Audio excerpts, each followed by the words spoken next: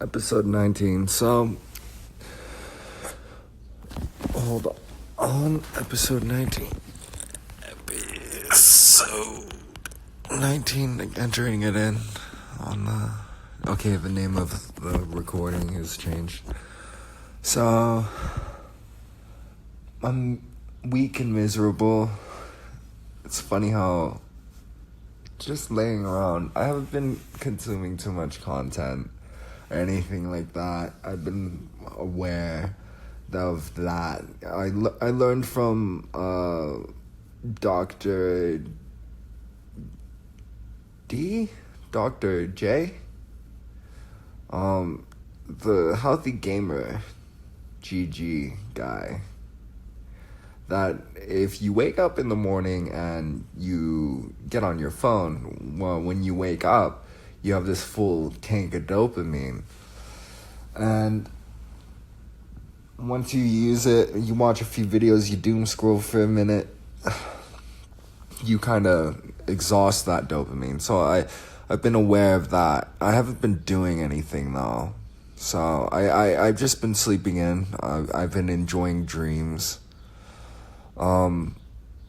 So I get kicked out of my house for breaking my sister's speaker with a samurai sword. The cops arrest me. I go to jail for a night. Damien comes. I call Damien after I get out of jail, and he helps me for a night. He's sick and all that, and like feeling bad, like, so that's shitty. And I spend the night up there, 2 nights up at his place, and then I come back down, and I get into a motel. I get into a motel. It's kind of blurry. I went to one Motel 6. And then I don't really remember doing much. I don't even remember really going to the gym from there. I think I ran. I think I failed to run. I ate a donuts. I remember there was, at the gas station, there was donuts. Those first donuts. Oh, I went through like maybe 10, 20 donuts over the course of the couple months. And like those first ones were delicious. And now, like, if I were to have a donut, I could die. You know, like super bland. I remember the Motel 6. I go stay with Matthew at his Airbnb. I remember I made it on a few runs during that, and I also rode up to the gym a couple times. That was hard.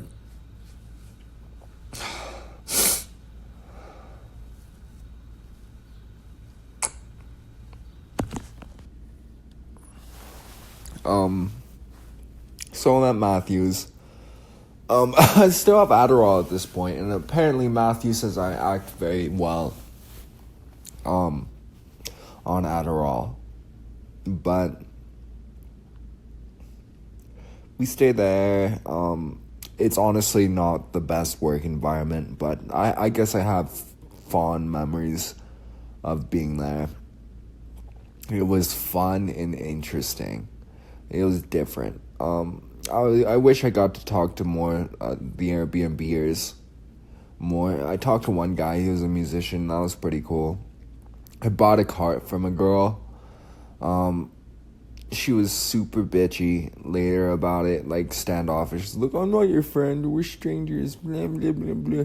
Like, she was bothered because apparently I had bothered her while she was sleeping or something. Or whatevs. I was trying to get the cart, and she was taking forever, and like she should have understood that, like, oh, he's waiting. That's what you, like, waiting anxiety, the pain of waiting for your drugs. Like, you'd think everyone would be more understanding of that by now, but I'm gonna try not to say stupid things. I said stupid things in my last episode.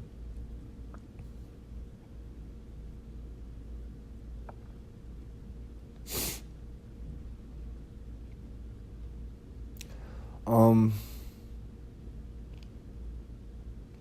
so I go to the Airbnb. I get back. I'm staying at a motel by myself. I'm constipated. It's like 12 days. And then there's the big tear. Terrible. I'm alone. I'm scared. Like, I've been uncomfortable for so many days. Just not knowing when I'm gonna poop, if I'm ever gonna poop, thinking I'm gonna die from not being able to poop. And I very well could have. I did, so this is basically like a major turning point in my life. So I stretch out my organs, turns out, and reduce the motility of my gut to such a low, like, my gut's slow. It's slower than it was. Like, I used to process food so much faster, and now my butthole, my anus, not my anus, but like the inside, like the lower half of my intestine is like all gaping and open and doesn't grip poop the same way. And it's concerning. It's like this entire organ in my body is just changed. And every day I kind of think about it, like how fucked up it is and what I went through. And like, I went through some metal shit, dude. Some freaking metal. It was gnarly. Some of the gnarliest stuff on the planet. Just not being able to shit. Like, and then with the running, like I ran a lot. I exercised a lot during one period. Another period when I was constipated, like when I was really bad chronically first starting out constipated, I exercised every single day, and I was exercising extra because it was the only thing that was relieving to the pain. Now I'm just kind of like mildly, like every now and then constipated. Not really, just kind of like later in the day it takes for me to poop now, which is annoying.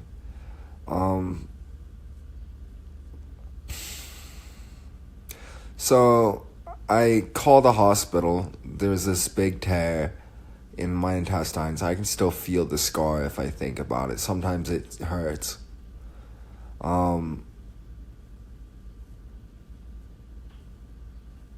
I go to the hospital and they give me stool softeners, and that helps.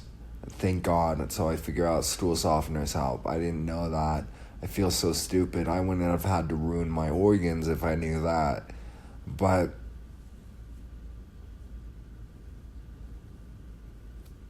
just pausing. Like, there's something, I'm so lazy. There's something pleasant about doing absolutely nothing now. Like, I have been doing absolutely nothing. Just sleeping all day. And this is just a step above doing nothing. Podcasting, it's like barely doing anything. It's the only productive thing I've done today, if even that. You know, I guess it moves my podcast skills forward.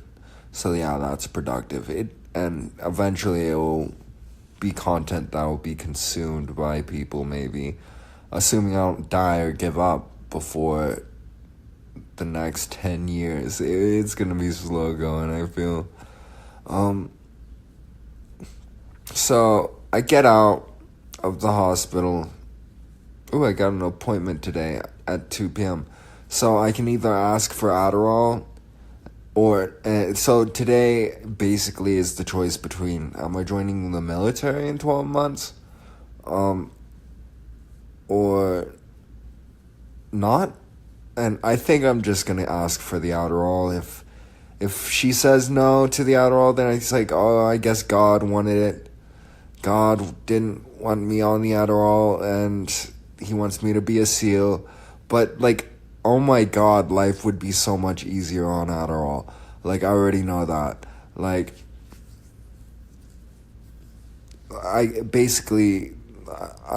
it's like 24 months that Adderall puts you at. You have to be off it for 24 months to join the military.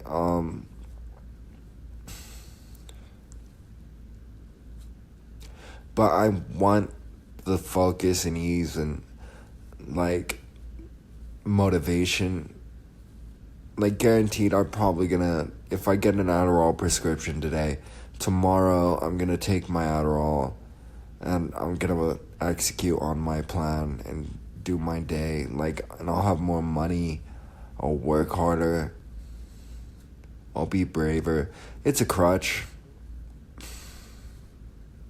Always is for me. Always one of these dopamine things. So I get out of the hospital. I say I'm suicidal. I stay in the psych ward, say I'm suicidal. So they keep me there because I can't shit. But they don't. It doesn't really matter. They never really do anything. They suck. Psych wards suck in Utah.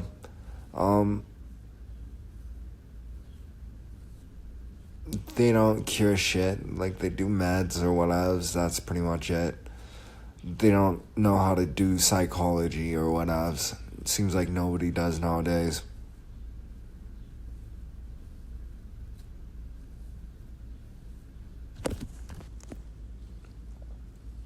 So I get out and then I get to this motel, America, Extended Stay America. And that place is great. I meet Ben. He's an old friend that used to hang out with me in Austin at his house at Austin's. And he lived there and he becomes sort of my friend, my main friend. And there's... what's his name? Brock and Jesse? No. Cassie. A couple, super cool. We're friends because we smoke weed. So we smoke weed. There's...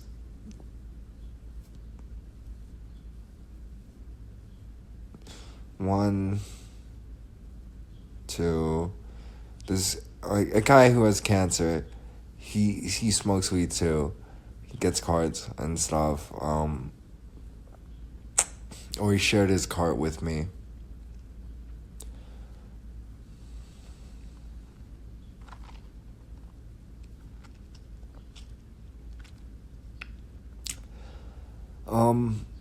There's... I'm trying to remember his name. Ron. Yeah, there's Ron, and then there's Matt and his girlfriend.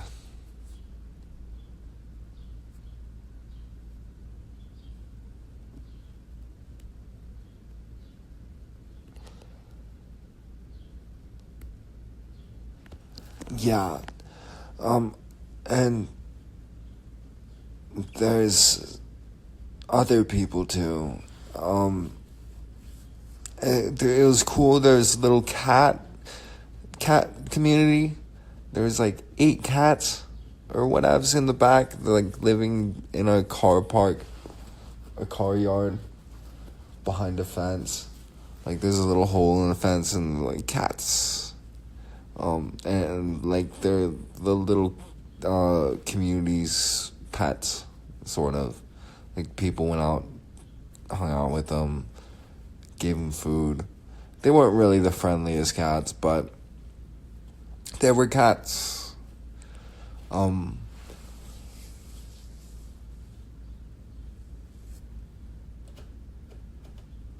So I don't really like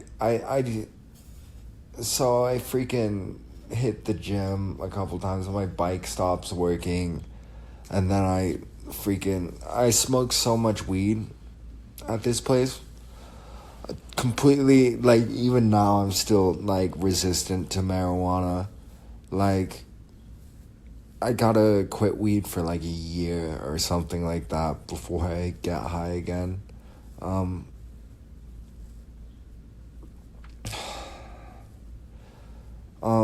so I end up, so I plan on going to the gym with Ben, and Brock and Cassie are giving us a ride.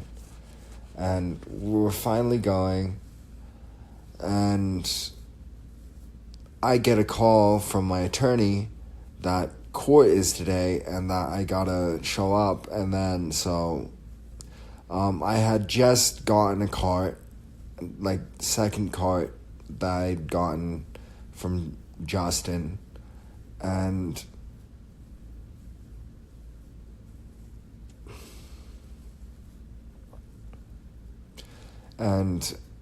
it was a big game changer. I was like looking forward to how much fun I was gonna have. I was gonna get everybody else kind of high. Like, I was thinking, oh, I can smoke people out. It's really cool. I'll have fun. I'll make content. I'll be high. I'll be having a good experience. And, like, it's super important to me. And so I get into the courtroom, or I go over to the area where they check you in, and I take out my stuff, my backpack, and hand over my bag. And the cop searches through my stuff and immediately sees the freaking weed pen. And he's like, "Is that weed?" And it's like, I was like, no. I don't know what I said. I don't know if I said, I was probably just silently standing there or whatever.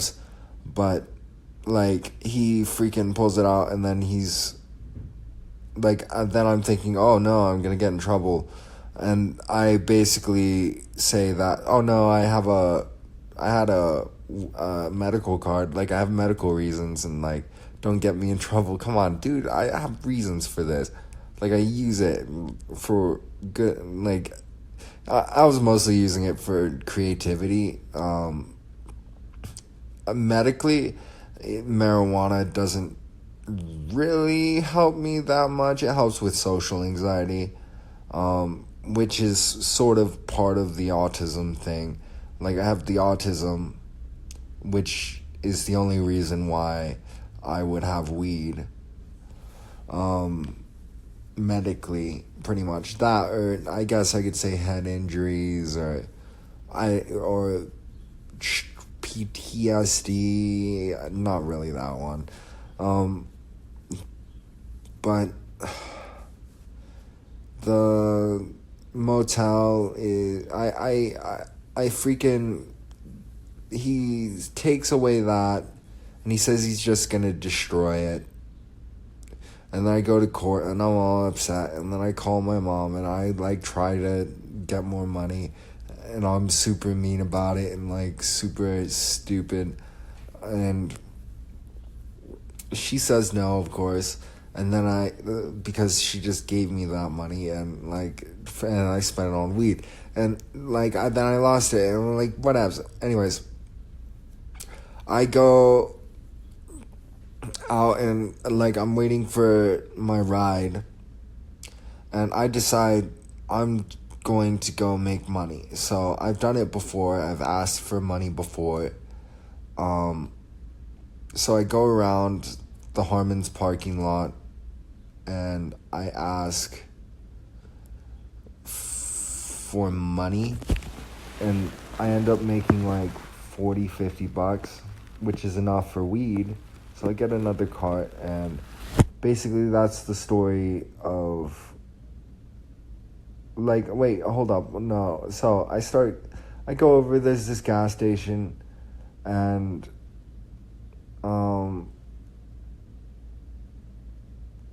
I ask a guy there, he says no. I ask another one, no. Then I ask another one, he's in a truck, and he actually ends up offering me a job for a roofing thing. I think he's sort of like a pathological, like, unconscientious crazy person because he was like rambling some things about insecurities, like some weird psychological psycho babble about like some insecurities that I might have brought up because like I'm a very beautiful person, and I think in sometimes people will look at that and then they'll compare themselves and then they'll feel bad. And like it's it, that combined with me not talking much, he was just making impressions. He didn't really know, he didn't necessarily like, he wasn't necessarily thinking in a healthy manner. He might have been thinking in whatever strange way that he may be accustomed to when left on his own devices, and it might not be healthy. And like other people don't bring these things up, but I am conscientious, so like I kind of annoy people, or at least I think I can be annoying. I could be annoying. Annoy people with my extra concerns about life. So like dumber people who don't live a healthy lifestyle, they just don't even think about it. Like they're kind of just in oblivion.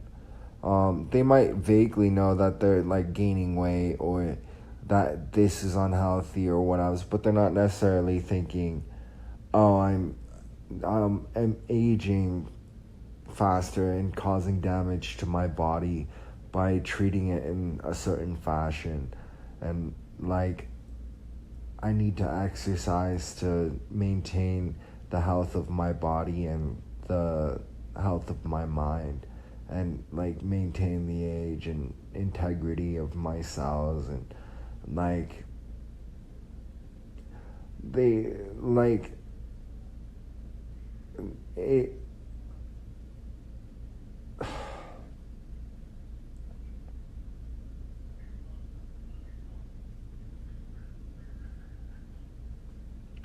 So um that guy offers me a job. I think he's some pathological insane man or whatever, but he never ends up messaging me back for another job. So I guess, yeah, I guess there's something. I messaged him, asked him, it was like, if there's another one, he'll let me know. But like, of course, he's not gonna let me know. He's a pathological lie, or he's some sort of weasel. Like, it's hard to find. I'm always looking around. Like and like sometimes you just want to believe that like some Mr. Handsome alpha guy over there like fits the bill, but everyone's like a weaselly kid. Like the character of men and children, like adults and kids, like just like everyone's, a lot of these people are just weaselly and like low characters, like kind of like as like I feel weak after a couple days or after a day of not hitting the gym. These are people that have not hit the gym for their entire lives or like in forever. And like they shy away, they hide away, they weasel away from challenges all the time. They've been like, I've been living the past 8 years facing challenges and completing tasks and acting endlessly. And like even though I'm failing, I'm still doing like a substantial amount of activities throughout the week. And like some people are just like passive watchers. They consume, they maybe work for their funds, and then they consume content. And like they don't create anything, they don't make their own entertainment. They don't sit there and like use their imagination or whatevs.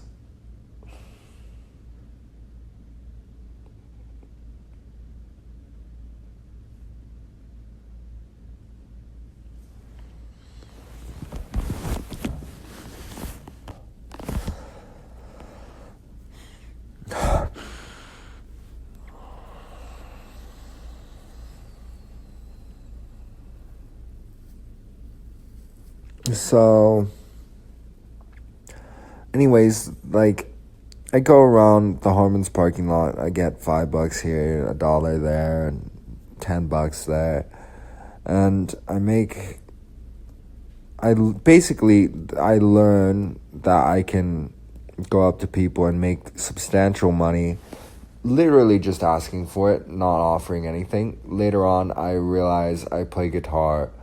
I offer playing songs for money, and then I do it for free.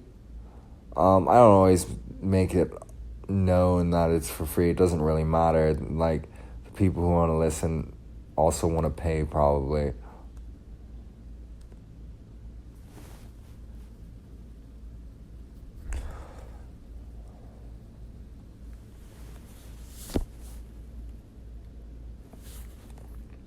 But yeah, so I get kicked out of the before and then I learned this, and I don't really work while I'm at the motel, but I get kicked out of that motel. And I move to the Royal Inn, and that's where I start really working. I meet Matthew. Again, I happen to meet him at a McDonald's, and he's like staying on his mattress underneath the overpass. And I invite him to stay with me, thinking, oh, well, he let me stay with him, I should return the favor.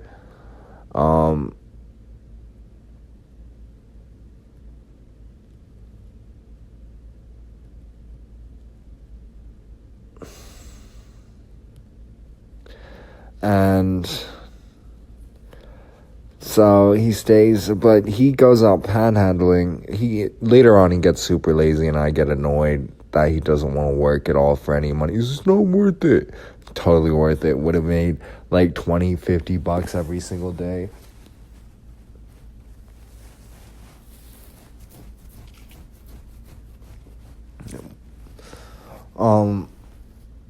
But like, he takes me out panhandling, and that just kickstarts me going out. Like, I'm just out with him, and I'm waiting, and then I get on my bike, decide it sucks, get on my bike, and start riding around asking for money. And so, like, I start working, and now, like, I have this as a way to make money. It's not really paying the bills or anything like that, but it's money for me to do things and get what I want and live my own life and stuff. So I'm at the Royal Inn. I meet Christian. I meet his brother. His name I don't remember. That always happens. I always forget his name. I not enough of me going up to him and asking and calling his name and like starting a conversation.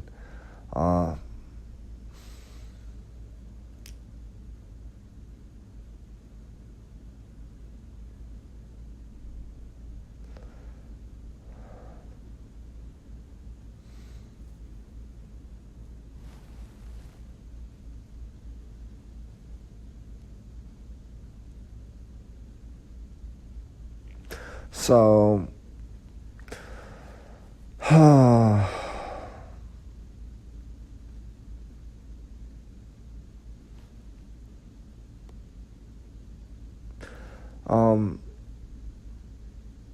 I hang out, so I meet new friends. Christian, his neighbor, his brother.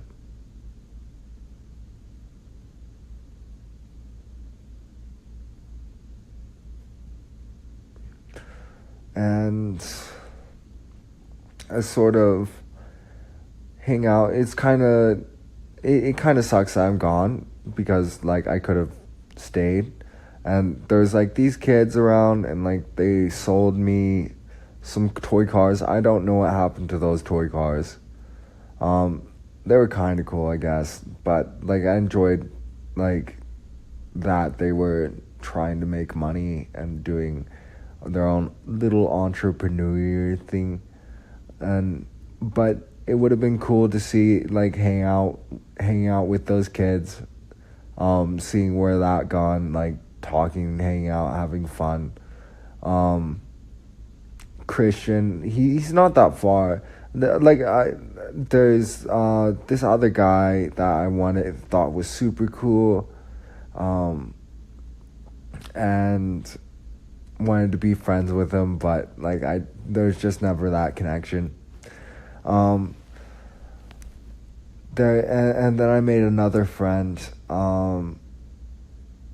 Matthew, and he was a sort of gamer, but it was cool. He was trying to get into like hiking. He's been going hiking, and he wanted to get into the gym soon, and like just like make healthy choices, lose weight, stuff like that.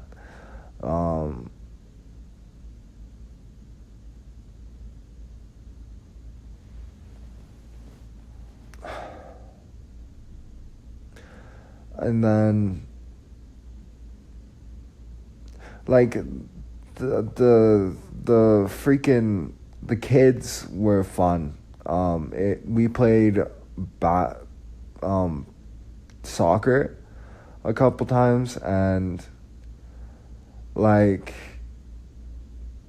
I didn't really talk to them much, but like having it's sort of new to me, just like trying to talk to someone that age as someone my age, because I just didn't have family. I didn't have a bunch of family around me, so I didn't have all my cousins and nephews growing up around me. And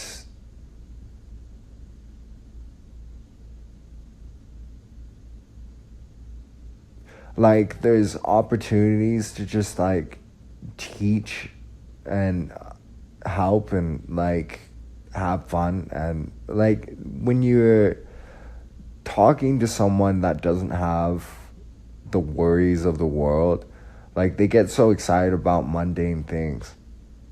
Like it was interesting talking to some of these kids and what they were interested in, what they still gave a shit about, and like just the energy and vigor that youthful people have is encouraging for life. And in general, it's just like just try, like it reminds me of trying to have that sort of light, playful attitude towards life.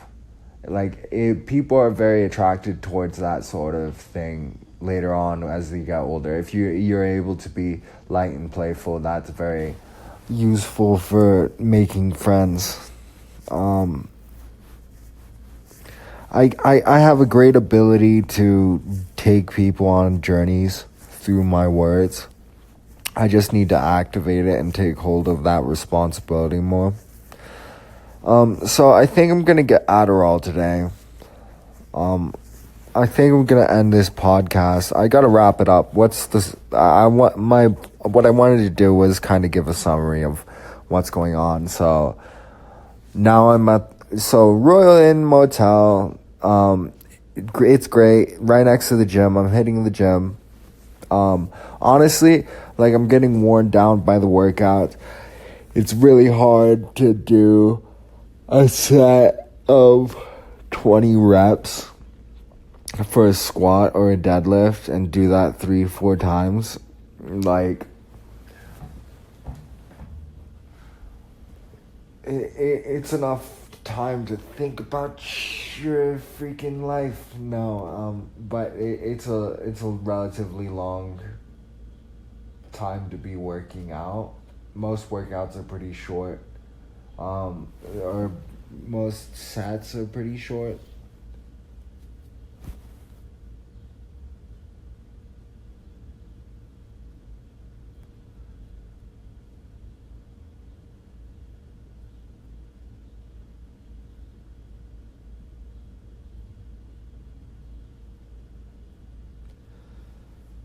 Um,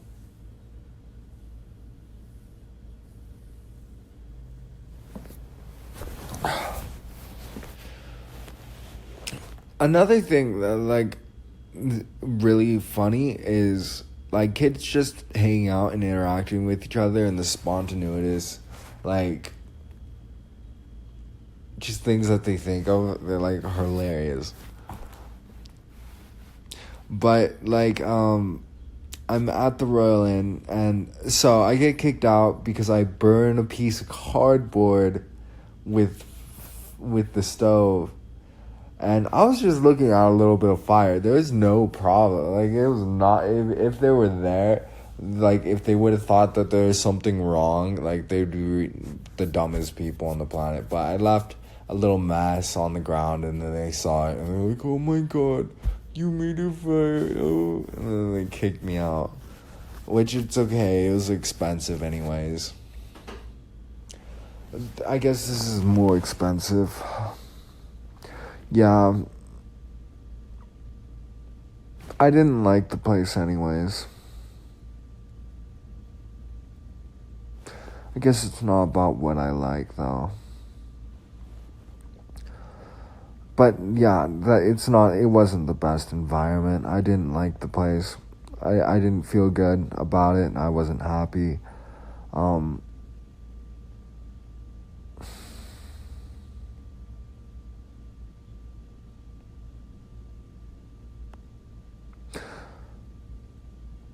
I get kicked out of that place, and then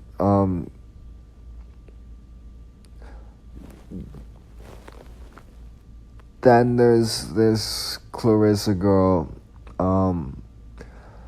My friend Matthew introduced us, thinking, wow, maybe we could date. And no, she's crazy, overtalks, narcissistic. Not that narcissistic, not diabolical, but within that range, definitely in that personality disorder, dark triad, kind of psychopathic. But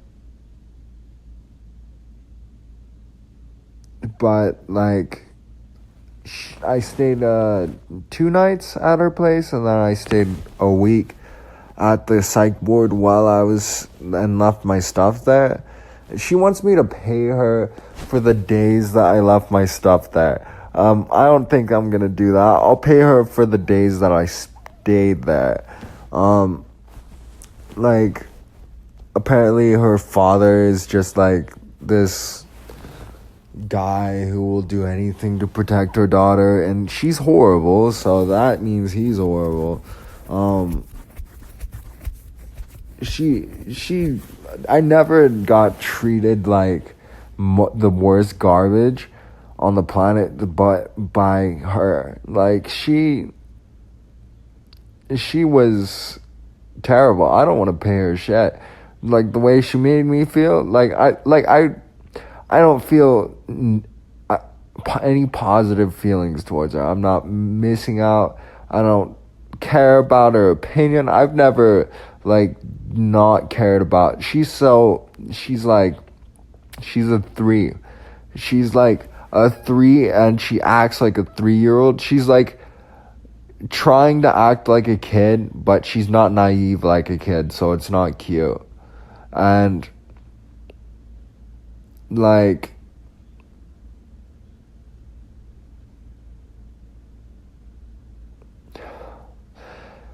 she's really impulsive, speaks a lot,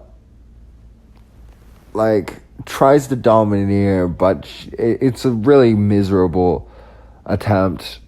A really miserable lot, that a set of things that she domineers, and like it's like a real dominant person would be killing it in the business world or whatevs.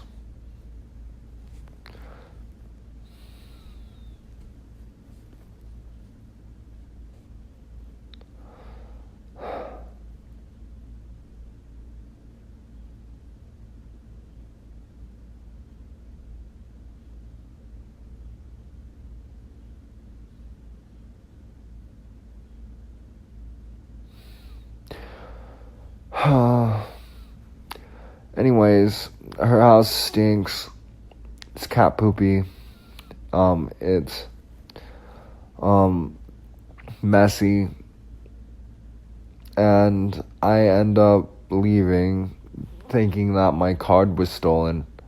I thought my card got stolen, and like turns out it was never mind. It was just my own charge on Amazon, and like I lost the card. But like still, I didn't want to stay there. She didn't make me feel good. I didn't feel good over there. It was probably bad for my health. And then I was honestly super nervous about, like, she was supposed to get her kids back at some point, I was guessing.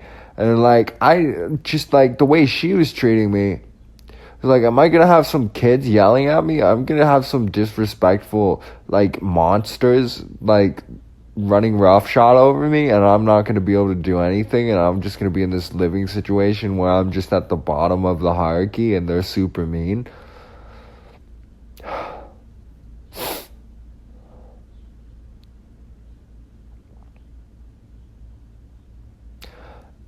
And then at the same, and then at the same time, I was thinking, like, my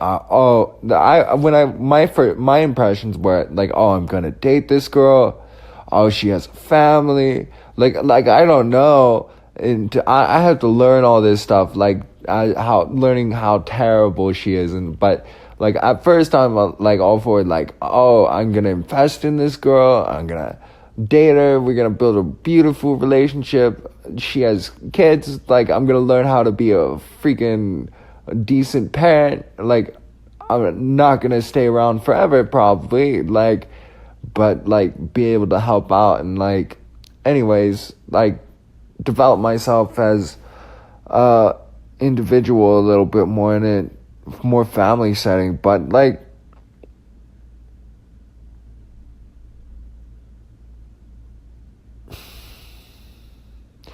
yeah, that's just not gonna happen.